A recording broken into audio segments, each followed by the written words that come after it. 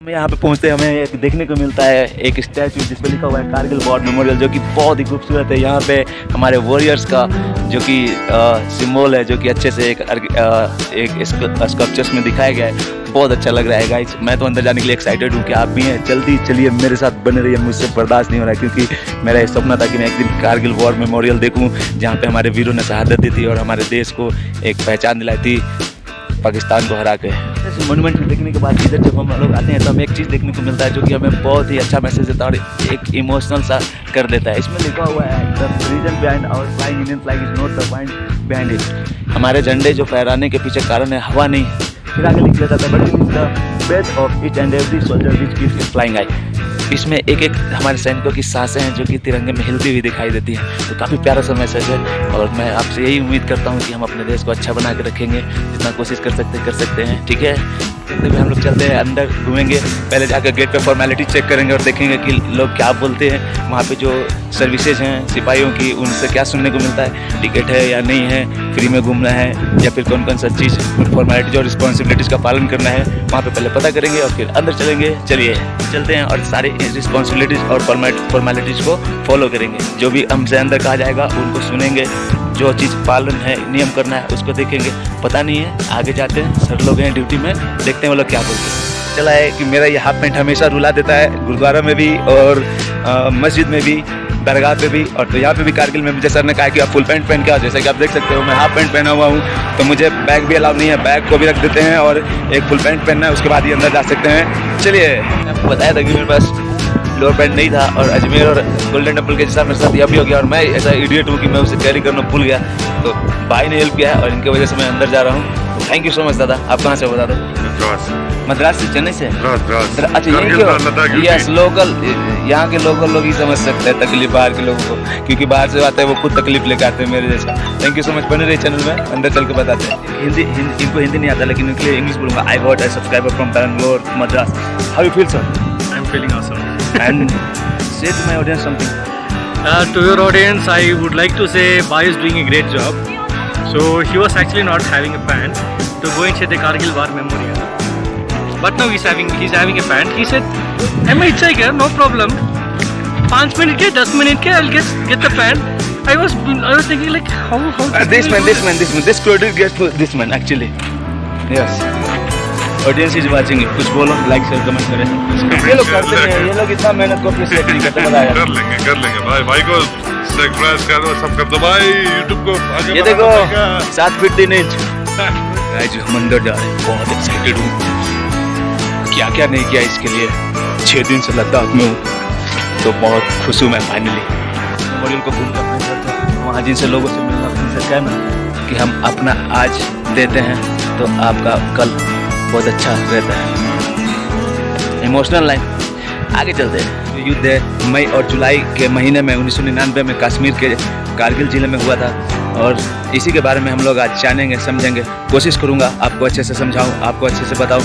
जितना भी कम टाइम होता है ना, 8-10 मिनट में आपको जितना हो सकता है उतना बताएंगे। और आपसे गुजारिश करते हैं कि यहाँ पे ज़रूर आना और महसूस करना कि देश ने क्या आपको दिया है और आपने देश को क्या दिया है। ठीक है, कारगिल तो वैसे बहुत बड़ा है, लेकिन कारगिल युद्ध का ही नाम क्यों दिया गया है? क्योंकि ये द्रास में हुआ था। और ये कारगिल वॉर मेमोरियल भी जो है ना, ये द्रास में है, जहाँ से मैं अभी आपको बता रहा हूँ। पाकिस्तान ने कारगिल से ही घुसपैठ क्यों की थी? तो क्योंकि ये लाइन ऑफ कंट्रोल के बिल्कुल करीब था। 3 जगह पे बहुत हाईएस्ट भीषण युद्ध हुआ था, काक्सर, बटालिक और द्रास में इसलिए किया गया था ये युद्ध क्योंकि यहाँ से सियाचिन को ब्लॉक किया जा सकता था काक्सर के थ्रू।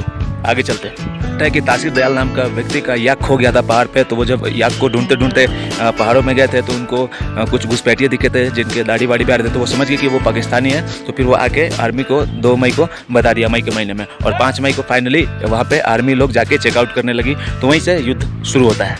मई को वहाँ पे सैनिक गए थे हमारे, घुसपैठिए ने ऊपर चूंकि पहाड़ पे छुपे हुए थे, मार दिया उनको।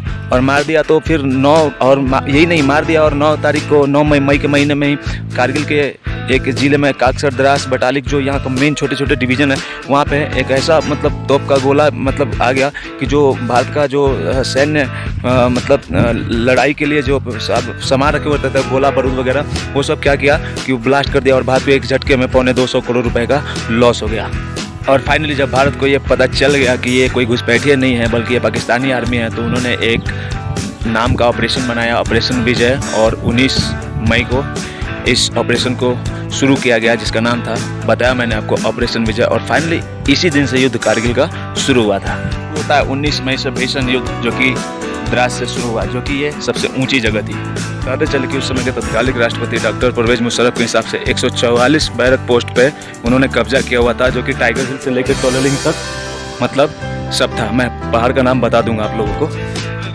बताते चले कि उस समय के तत्कालिक राष्ट्रपति डॉक्टर परवेज मुशर्रफ के हिसाब से 144 पोस्ट पे करीब 1500 घुसपैठियों ने, मुजाहिदीनों ने, और बोल सकते हैं कि टेररिस्ट ने, और बेसिकली पाकिस्तानी फ़ौज ने कब्जा किया हुआ था। और वहाँ से इनको नीचे से जाके ऊपर लड़ाई करनी थी, और वो ऊपर ना एक मतलब सुराग बना के छिपे हुए थे, और वो इतना होल से ना वो फायर कर देते थे, मतलब यहाँ पे ठोक देते थे, इतना मजबूत हो चुके थे। और 19 तारीख से ये शुरू होता है। अब मैं सुना रहा हूँ कि कैसे क्या हुआ था। मैं आपको एक बार कहानी सुनाने के बाद सारा माउंटेन को विजिटेट कर दूंगा, दिखा दूंगा आपको, और बता दूंगा कि कौन से हिल पे किस चीज़ का, कौन सा चोटी का क्या नाम था। ठीक है, तब तक आप ध्यान से सुनिए कि क्या हुआ था। आपको मैंने बताया था कि पहले सार संक्षेप में आप सुनते जाइए कि कारगिल वॉर कैसे हुआ था। तो मैं यहाँ से जो पहाड़ आपको लाइव दिखा रहा हूँ, ये ऐसा एकदम से पूरा, तो ये आपको ये ऐसा शायद वीडियो में दूर से खींचूंगा तो आपको अच्छे से दिखाई देगा, लेकिन इसको एक यहाँ पे दर्शाया गया है नीचे, जिसको मैं दिखा दूंगा तब समझ जाओगे। तो आप देख लो, ये आपको बत्रा टॉप मैं करीब से दिखाऊंगा, रीनो हॉर्न ये भी दिखाऊंगा, टाइगर हिल का है वो भी दिखाऊंगा, क्योंकि मैं इसे आराम से देख पा रहा हूँ यहाँ से। तो मैं अगर अपना डायरेक्शन बदल के कहीं दूसरे जगह से ऐसे करके फ़ोटो खींचूँ, वीडियो बनाऊँ, तो आपको दिखाई देगा। तो ठीक है, मैं वो भी आपको अच्छे से दिखा दूँगा। बहुत सारी ऊँची ऊँची चोटियाँ थी, चोटियों में प्रमुख नाम थे Batra Top, Rhino Horn, Tiger Hill, ऐसे ऐसे बहुत सारा चोटी था जिसको मिला के द्रास बनता था। और उनका सिर्फ यही एक मकसद था कि द्रास को किसी तरीके से कैप्चर कर लिया जाए और सियाचिन को ब्लॉक किया जाए, और वो यही चाहते थे कि ऐसा करने के बाद वो शायद विजय को प्राप्त भी कर जाते, लेकिन ऐसा कुछ हुआ नहीं। और कैसे इंडियन आर्मी ने उनको पहला है, इसके बारे में अब शुरू होता है। इसकी ऊँची ऊँची चोटियों पे वैसे तो पाकिस्तान ने 140 बंकर बना लिए थे, लेकिन अभी आप जो मेरे पीछे देख रहे हो ये है टोलोलिंग हिल्स है। इसके बारे में बताता हूँ आपको। भूरे रंग का चोटी देख रहे हो, मैं जूम किया हूँ लेकिन ये काफ़ी दूर है। तो ये टोलोलिंग हिल्स है, और यहाँ से वो लोग डायरेक्टली और इनडायरेक्टली फायर कर रहे थे, इस बात को समझते हैं।